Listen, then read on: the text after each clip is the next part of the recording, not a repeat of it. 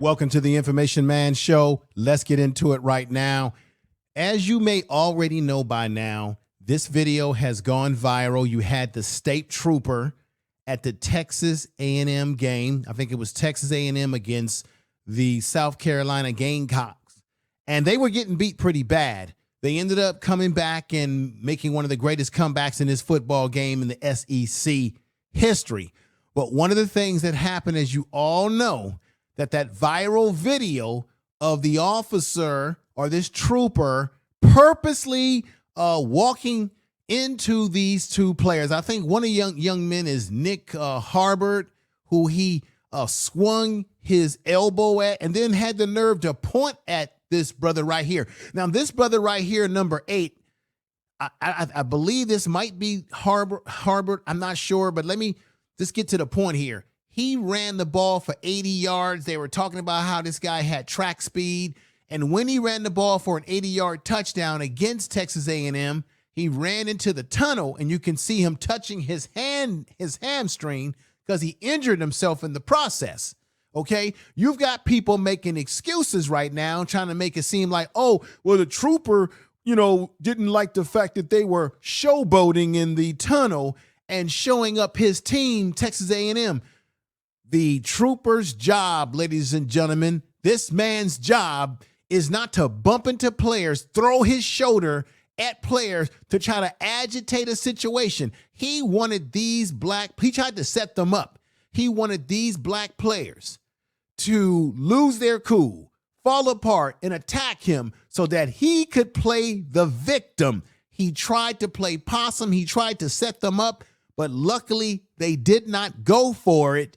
And as a result, as we already know, the state trooper was relieved of his duty. The Texas Department of Public Safety, DPS, is aware of the incident that occurred today during the Texas A&M football game. DPS trooper involved was sent home from the game. Our office's inspector general is also aware of the incident. Look, this man should either be fired. This man should either be relieved. I think they relieved him of duties covering football games, but I think he should be fired because he was trying to agitate something. Now, the reason why I'm bringing this up is because you have a man by the name of Johnny Manziel. This guy right here who was on Shannon Sharp's Nightcap show. Y'all know the show right here. He came on Nightcap. Johnny Manziel is damn near defending the state trooper. Johnny Manziel defends Texas A&M police officer or state trooper who confronted Nyck. And he made this statement about we protect our house. This guy right here, Johnny Manziel, a has-been football player who was originally drafted by the Cleveland Browns out of Texas A&M. So he's an alumni. And when he was on the show, he said these words, and I'm going to play the actual video because I want to make sure that you hear this and you hear this very well. But I want to play this for you, everybody. Check out. He had the nerve to say this. Get out my tunnel, boy. Get back on the field. Hey. Get out my tunnel, boy. Get back on the field. Hey. Get out my tunnel, boy. Get back on the Do you see what that is? One of the things you need to understand is that there's a history, particularly coming out of the South, where black men were called boys. White men who were racist, especially in the South, like Texas, okay? It was a long tradition for them to call black men boys. It did not matter how old you were. It doesn't matter if you were 18 years old, you were 19, 20, 30, 40, 50, 60, 70 years old, a senior, they would still call you a boy, which is why I don't personally like that term. And I think we should get away from that term. I mean, we can call our young men that are 19 and 20 young men, but I'm not calling them a boy. We know that they're still developing, but under the law, when you're 18, 19, they consider you a man. But Johnny Manziel, this sucker right here, who has a long history, okay, of getting himself into trouble with the law. I think this man, his girlfriend, had to file a police report because she felt that this man was going to take her life. Well, he gets up there on Shannon's program, felt emboldened to say these particular words, defending this individual. Now, his excuse is that, well, you know, we were getting beat pretty bad by the South Carolina Gamecocks, and the fans were getting frustrated, and maybe the trooper got frustrated, and that's why he bumped the players. And you can see the player to the left, he really, man, let me just show y'all a little bit of this footage. Here we go. Look at this. So they're coming out and look to the left. Boom, bumps him and then points at the other guy. Watch the bump again. He bumps number 27, the other player, and I think look at it, brother, the number 8. Look at that. The player with the number 8 uniform, this brother is probably saying, hey, man, I don't like the way you bump my teammate. Look at that. He bumps number 27. Why would you come down a runway? You see football players who are trying to get back to the sideline. Your job as a state trooper is to protect the players, the coaches, and the fans in the stadium, and protect them from someone running on the field who may do them harm. But instead, you tried to harm one of their players. I don't give a damn, or you know what, if he was frustrated about South Carolina stumping all over Texas A&M and he didn't like it, but damn it, this is what he did. And if he's willing to do that, well, you got millions of people in the stadium, as my man Ryan Clark says, and I'm going to play you a clip from him, then God knows what this state trooper would do. Do you understand me? God knows what he would do when nobody is looking. Do you understand what I'm saying? There's no telling what he would be willing to do under circumstances where nobody is looking. He felt emboldened. And let me tell you why this man probably felt very emboldened to do what he did, because you got the man, the racist president at 1600 Pennsylvania Avenue in D.C., who, since he's gotten into office and the things that he does, it's got a lot of these white supremacists, a lot of these racist individuals. They feel so emboldened that they can do whatever they want. You understand what I'm saying? Tell the truth. Tell the truth. Let me show you what Johnny Manziel said when he was on Shannon Sharpe's show. And what bothered me about this is that Shannon Sharpe and Chad Coon Johnson, Raccoon Johnson, sat up there smiling while this man made these statements. Let me play it in its full perspective for you right now. Check this out. Get out my tunnel, boy. Get back on the field. Hey. Get out my tunnel, boy. Get back on the field. Hey. So that's what he said, but let me let you see the video that led to him making such statements. I mean, this was just crazy. Listen. Ocho, Texas A&M said the state trooper, Johnny, that made contact with the South Carolina players during the game was relieved of his game day duties. After receiver Nyck caught an 80-yard touchdown pass late in the second quarter, he grabbed his right leg, walked up the ramp, and so Nyck would be the young man right here, number 8. But his teammate got bumped to the left side. That's Nyck, the brother who confronted him. He's the one that made the 80-yard touchdown. But the thing that the thing that sticks out to me is that he also threw his elbow at number 27, his teammate. Okay? Let me get back to what Shannon Sharpe is saying right here. Oscar Attaway the third following. As they turned to walk back down the field, the Texas State trooper bumped into them and then turned around and pointed at the players, seemingly scolding them. Harbor was quickly pushed away by a teammate and continued to the field, but Beamer thanked Texas A&M for the quick action while speaking to reporters after the game. Got a ton of respect for the people here at College Station. It's a first-class operation. Everybody from the game operation standpoint, they do a great job and are first-class people. So we appreciate them handling that the right way and sending him home.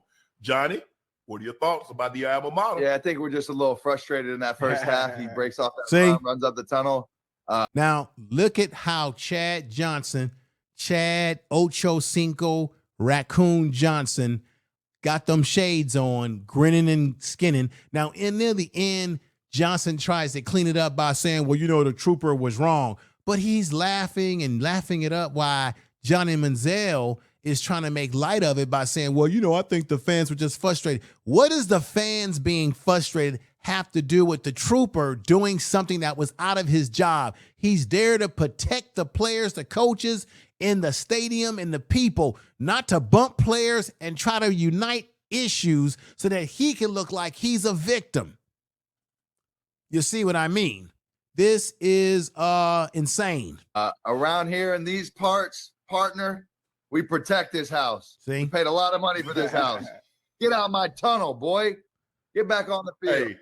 So, and look how Chad Johnson has his mouth open. He's like a throwback to the past. He's chuck dance. He's chucking. He's got his lips and his teeth out.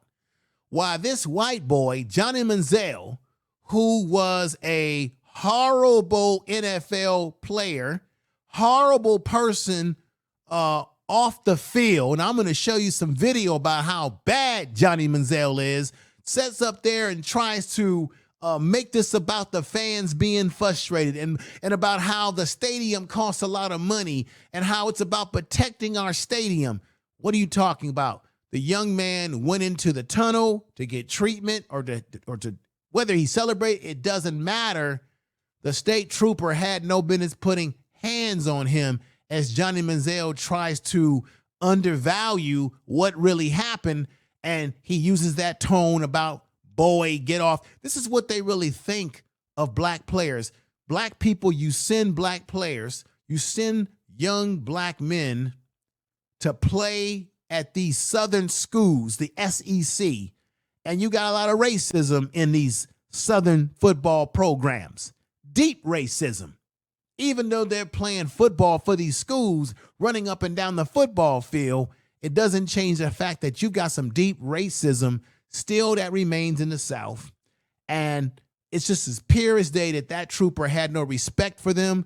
He looked at them as just the same as he would if these were 3 or 4 black young men walking down the street minding their own business. Tell me I'm telling a lie. I'm not telling a lie, I'm telling the truth. Tell the truth. Let's get back to this nonsense. And are first-class people. So we appreciate them handling that the right way and sending him home. Johnny, what are your thoughts about Here the it goes alma again. mater? yeah, I think we're just a little frustrated in that first half. He breaks Bullshit. off that run, runs up the tunnel. Around We just a little bit frustrated, but around here we protect our house. Get off the field, boy. here in these parts, partner, we protect this house. We paid a lot of money for this house. Get out my tunnel, boy. Now, you see Chad Johnson laughing like a raccoon. It's funny how both him and Sharp never took the time to correct Johnny from saying the things that he was saying in terms of that statement. And you would think Sharp would have known better because Sharp is from the South. And it would have been, it's a damn shame that even Shannon Sharp himself didn't correct Johnny and say, look, we're not cool with that word right there. What do you mean, Johnny? No, but they just went with it. Get back on the field. Hey, See? So he gave him a little something, let him know what's up. To be honest, it didn't give us much of a spark, but Let him know what's up. Listen to the recklessness of this good old boy, Johnny Manziel, who has a criminal history, and I will show you in a moment. listen, majority of the time you don't see a lot of that from A&M people. You don't see it from Aggies. It is a small gesture that, of course, in the day and age we live in, it's on TV and recorded and blasted everywhere. I'm sure the guy obviously feels bad about it. I'm sure it's one of those moments, but just get out of here real quick. You see the nonsense? Being in college, I'd have hit him dead in his damn head with the football. I'm just telling you, just knowing. Get out my tunnel, boy. Get back on the field. Hey. Get out my tunnel, boy. Get back on the field. Hey. Get out my tunnel, boy. Get back on the field. Hey. I just want to emphasize that because that word triggering through the history is a word that did not have any place in this situation. Johnny Manziel, I don't give a damn if he's an alumni of Texas A&M. Now, he was a good quarterback in Texas, but he was a good quarterback in college, but a garbage quarterback in the pros. And he also was a criminal off the field. I don't care what Johnny is saying. What the trooper did was wrong. I think he should be fired from his job, completely suspended. Even though they're taking him off of duties from games, there still is something about this whole situation that stinks. And I mean, it stinks, and it stinks really, really bad, y'all. I mean, really, really bad. It stinks to me. Let me know what you think about this whole incident in the comment section of this video. Let me show you Johnny Manziel, the one that was talking all that jive. Let me let you see what type of background he has. Let me refresh your memory about this criminal-minded individual that was on Shannon Sharpe's show. Shannon Sharpe ought to be ashamed of himself, as well as Chad sitting up there cheesing and laughing when he said those things, okay? Shannon Sharpe should have, since it was his show, he should have corrected him on that particular statement that he made. I didn't appreciate that, but let me let y'all hear this. Drama reaching new levels tonight. Police reports revealing disturbing details of Manziel's latest altercation with his ex. He said her boyfriend had beat her up. Johnny firing back tonight. Could this be the final straw for the young quarterback's NFL career? And breaking news, details pouring in tonight about Johnny Manziel's fight with his ex-girlfriend. Some of the allegations are horrifying, prompting the NFL, Dallas Police Department, and Manziel to respond. We have live team coverage tonight. And News Channel 5's Homer Bash starts us off with what happened between the two former lovers. It's a 911 call from last Saturday night, coupled with this police report. This is terrible, everybody. What happened the night Johnny Manziel's ex-girlfriend accused him of assaulting her?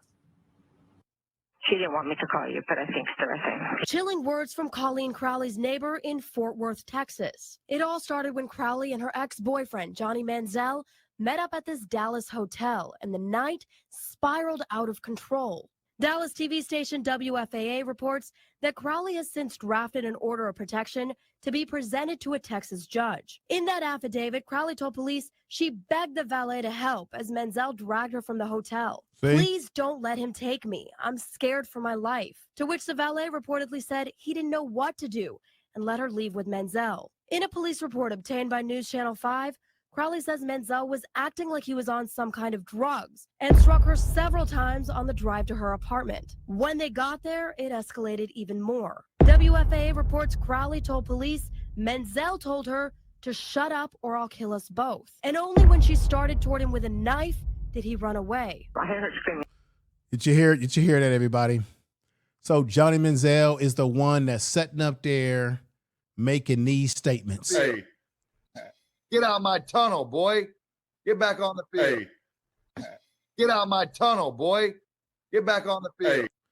That's what he's saying about the young man, Nyck Harbert, and his teammates.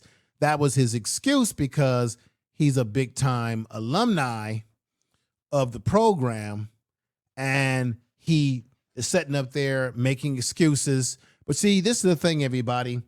Johnny Manziel is not the only one that makes excuses, and Chad Ochocinco Raccoon Johnson is not the only one that sits up there in coons and buck dances and doesn't confront him on the things that he's saying using that boy tone, that boy word.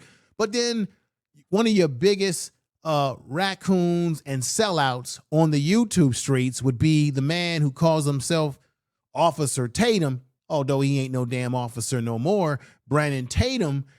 Look at how Brandon Tatum tries to make excuses and spin a web of lies on this one right here. Watch this. A&M is getting their handed to them at this point in the game. They came back and won. It's a damn Biggest shame. comeback in A&M history, actually. But they're getting whooped in this game. This guy just scored a crazy touchdown, which they're dogging them out. This looked like this is going to be the biggest blowout. Well, no, Oh my God. Oklahoma beat A&M back when I was playing. You can always 77-0, find. but it's almost going to be the second biggest blowout in college history. You can always find a black person willing to sell out, buck dance for the cornbread, dance for the chicken, whatever it may be. How high do you want me to jump, master? Brandon Johnson has got to be one of the biggest buck dancers on the YouTube streets and in our country today. Let's listen to some rest of this nonsense. Listen clearly.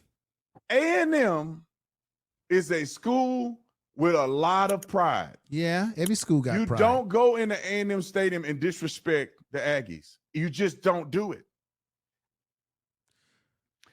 A&M. Ladies and gentlemen, listen to me clearly. Brandon Johnson is trying to make the excuse that the reason why this right here happened to these young men, as I play this video again, is because they went into the stadium and was trying to embarrass the team. They went into the stadium and they played very good football. They were beating the game, the Texas A&M soundly, but they ended up losing this game. The young man, Nyck Harbor, who caught the ball and got the 80-yard run in, had something wrong with his hamstring. So that's why he ran into the tunnel. And even if they were celebrating, as I said earlier in this video, that was still no reason for that trooper to do what he did and confronting them in the way he did. He had no business doing that. But Brandon Tatum is trying to say that that's what gave the state trooper the right to do what he did, because they were trying to showboat and show the... Listen to this crap again.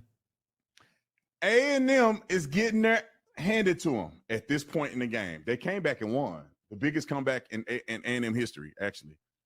But they're getting whooped in this game. This guy just scored a crazy touchdown, which they're dogging them out. This looked like this is going to be the biggest blowout. Well, no, Oklahoma beat A&M back when I was playing 77-0. But it's almost going to be the second biggest blowout in college history. A&M is a school with a lot of pride. You don't go into A&M Stadium and disrespect the Aggies. You just don't do it. Who said that the South Carolina Gamecocks and these young men went into the stadium and showed them up? They went into the stadium and they played a football field, manu on the field. They were beating Texas A&M. There was no one showboating in this particular situation. So once again, Brandon Johnson will lie. He'll stretch the truth. He'll try to manipulate what the situation really is to try to always put black people down. It's always, just like Jason Woodlock did on his video, it's always about making the black male look like the perpetrator of violence, when in this particular case, the perpetrator of violence was this state trooper who pushed into them looking to agitate something. But you can always find a sellout on the YouTube streets that would tell you that crap of BS. Now, let me end this video, this podcast, with Ryan Clark, who breaks it down the best, in my opinion, of this situation. He's an ex-NFL football player, played college football. He knows how this works. You've got Brandon Johnson. Yeah, he played at Arizona. He played football for a short while, didn't play in the NFL. But the thing about these black conservatives, they always find a reason to punch down on black people just to prop themselves up to white people. And the funny thing about it, white folks that they're always kissing the butt of don't even like them too.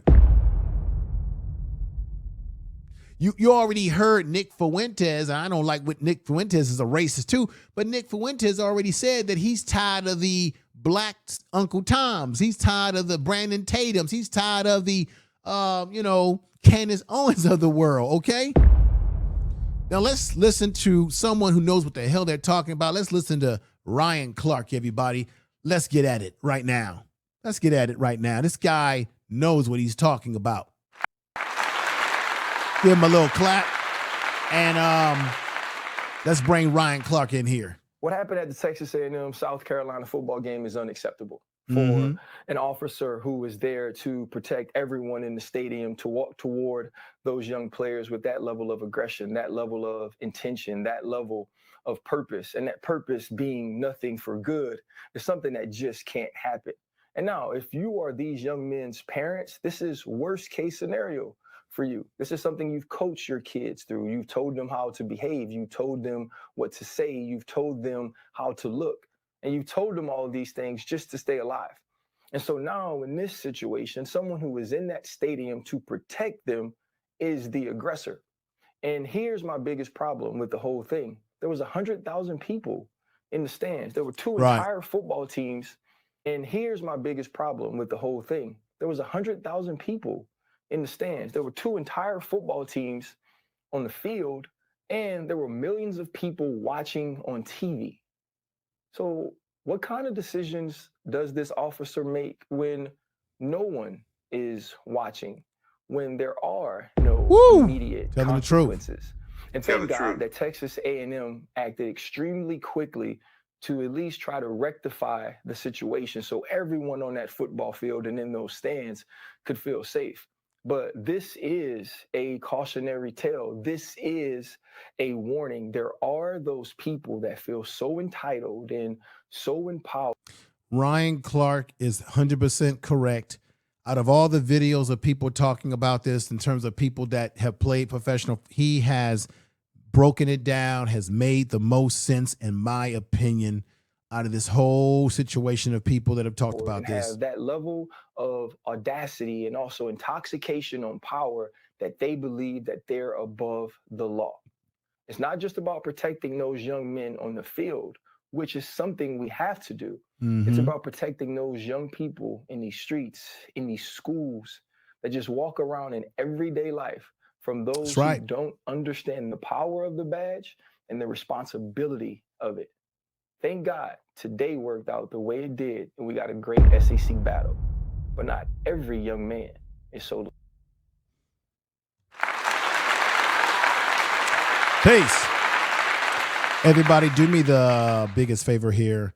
Go ahead and share this video in all your social media. I think that I know people have come out with videos about this, but my video is different in the sense that I'm talking about Johnny Manziel, who is an ex-college football player at Texas A&M, was drafted as a first-round pick in the NFL, was a malcontent individual. This is a man who had all kind of problems off the field and he dropped to the 15th pick in the round to the Cleveland Browns. Yet we have someone like Shedeur Sanders who did not come out of college with all type of baggage, and he gets pushed to the 5th round with 144 pick. I have a problem with that because I believe there's some bias in that. But Johnny Manziel runs his mouth and says, "Get off our field, boy." He's really speaking how he really feels, okay? And this is just the truth, everybody. I want everybody to do me the biggest favor again and share this video on all your social media. Let people know about the video, about the channel. Once again, thank you for watching. Like and comment on this video when you get a chance. I'm going to say again, subscribe because we appreciate that. And you know what, everybody? We're going to get ready to get on out of here.